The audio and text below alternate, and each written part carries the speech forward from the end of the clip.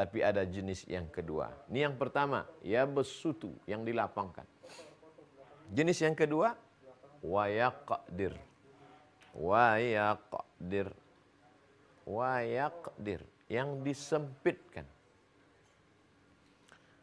Mapping pemetaan diri dari ayat surat Ar-Ra'du ayat 26. Kira-kira kita ini masuk yang mana? Oh, saya ini masuk yang dilapangkan. Engkau sedang diuji, saudaraku. Saya ini masuk yang disempitkan. Engkau juga sedang diuji, saudaraku. Karena sebagian orang sekarang merasa kalau dia sedang susah, sedang bangkrut, sedang down, wah ini saya sedang diuji ini. Tapi begitu dia punya rezeki yang banyak, apa kata dia? Ah, ini saya sedang dapat nikmat ini. Inilah balasan Allah selama ini. Engkau juga sedang diuji. Ujiannya mana? Apakah engkau rela mengeluarkan 2,5% dari jerih payah titik peluh keringat perjuanganmu itu? Apakah engkau lulus melihat orang susah, miskin, anak muda yang belum menikah, fakir miskin yang tidak makan, anak yatim yang tidak bisa sekolah? Justru banyak orang lulusnya di sini. Tapi begitu dilapangkan, muncul syuh, muncul bakhil, muncul pelit, muncul kikir. Maka sebenarnya kita sedang meluruskan pandangan, memperbaiki persepsi tentang nasib yang sedang kita alami saat ini. Nah, jamaah, kamu sedang berada di posisi yang mana? Saya ini nggak jelas Pak Ustadz, kadang-kadang di sini, kadang-kadang di sini. Dua-duanya ujian. Jangan sangka ini tidak ujian. Beginilah Allah Ta'ala menguji. Kalau kita lihat ayat ini justru yang selama ini kita lebih mengedepankan inilah ujian. Kurang inilah ujian. Susah inilah ujian. Bangkrut inilah ujian. Pensiun inilah ujian. Justru ketika sedang gaji banyak, SPPD keluar kota, gaji 13 tunjangan, disinilah ujian yang sebenarnya. Makanya ini diposisikan yang kedua. Mengapa Allah tidak mengatakan ada sebagian orang yang disempitkan Allah rezekinya? Tidak. Allah justru lebih bercerita duluan. Allahu yabsutur rizqa liman yasha' wa yaqdir. Karena disinilah banyak orang gagal, banyak orang yang tidak lulus. Lalu ketika Allah uji dengan yang dua model ini, apa sikap sifat manusia menerimanya? Wa farihu. Wa farihu, senang, happy, bahkan sampai kepada tingkat sombong, angkuh. Dengan apa? Bil hayatid dunia. Mereka senang, mereka bahagia, mereka happy, mereka melampaui batas, mereka angkuh, mereka sombong. Dengan apa? Bil hayat, dengan kehidupan. Ad-dunya diambil dari kata dana, artinya dekat. Karena seperti disebut dia dekat.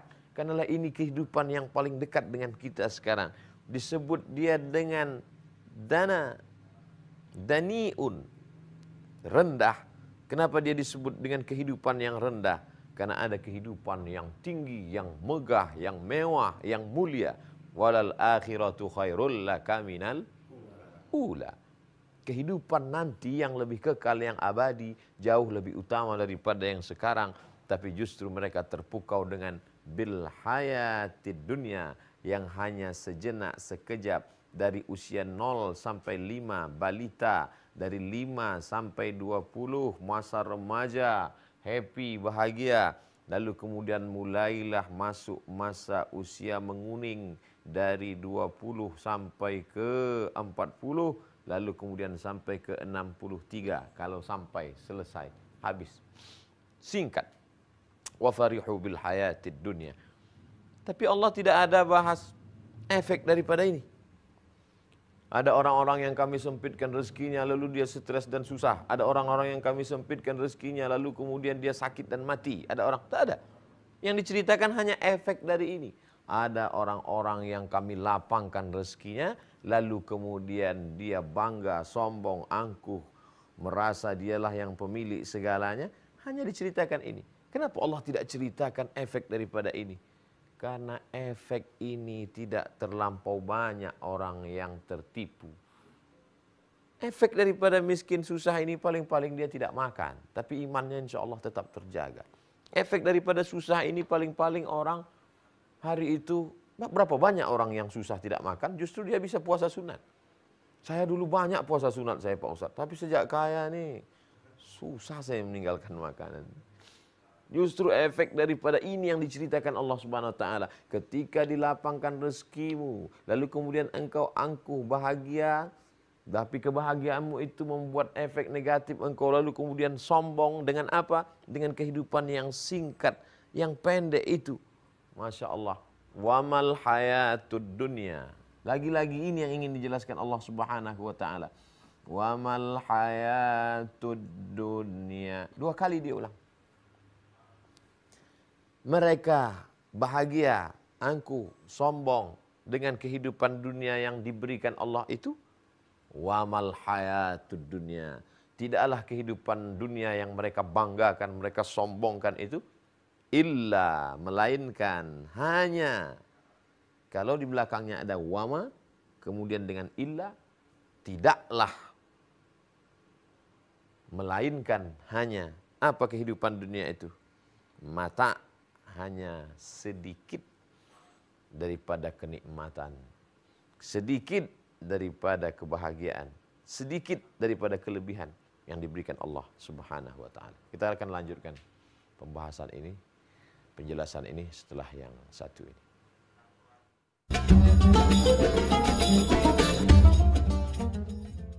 Ayat ini sedang memperbaiki cara pandang kita yang keliru tentang hidup. Alhamdulillah Pak Ustadz, kehidupan saya sekarang sudah mapan, nyaman, enak. Cuman satu yang saya bingung sekarang Pak Ustadz, apa? Gimana cara menghabiskan uang yang banyak ini Pak?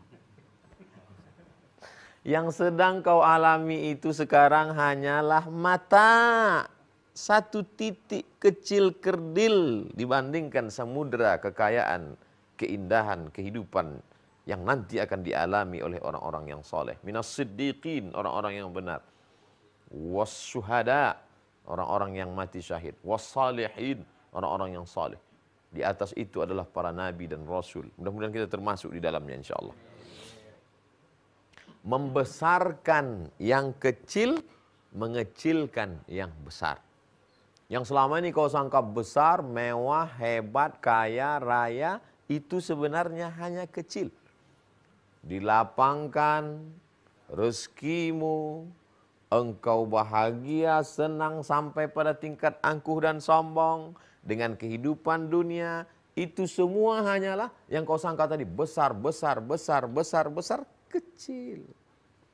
Yang selama ini kau anggap besar, saya ini paling susah Pak Ustadz, anak belum bisa daftar sekolah, suami pula sekarang sedang sakit, istri juga sekarang sedang susah, bayaran rumah, stop, jangan kau lanjutkan, aku tak tahan mendengarnya. Penderitaanmu itu belum ada apa-apanya. Karena kesusahan diceritakan Allah dalam ayat ini hanya sekali.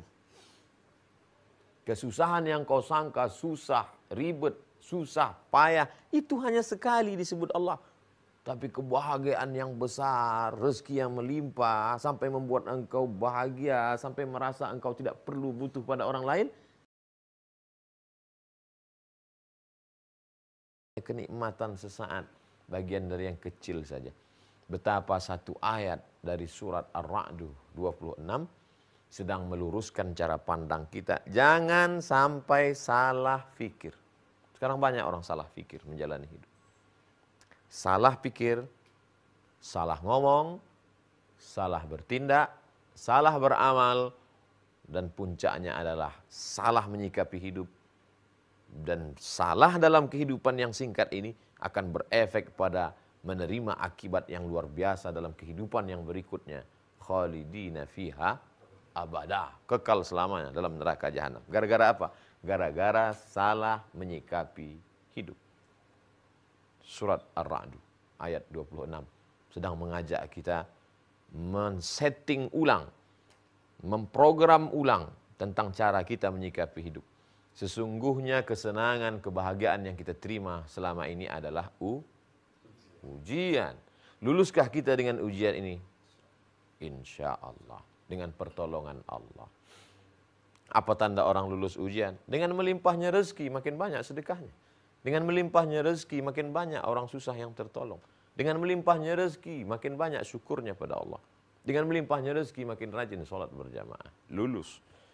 Bagi yang susah, yang melarat, yang miskin, itu juga ujian. Dan itu kecil. Hanya sekali disebut. Wa yaqdir. Dan efeknya tak disebutkan. Karena paling-paling efeknya itu hanya sekedar lapar, hanya sekedar kedinginan, tapi tidak berefek nanti di akhirat. Tapi ketika engkau lalai berzakat, membiarkan anak yatim, fadzalikal ladzi yad'ul yatim wa la yahuddu ala ta'amil miskin. Siapa itu? Itulah orang-orang yang yukadzibu biddin, mendustakan agama. Tak ada orang miskin dikatakan mendustakan agama. Tapi orang kaya yang membiarkan anak yatim, orang yang punya harta menyia-nyiakan fakir miskin, mereka itulah pendusta-pendusta agama. Nauzubillah. Mungkin dari ini ada yang masih ingin ditanyakan.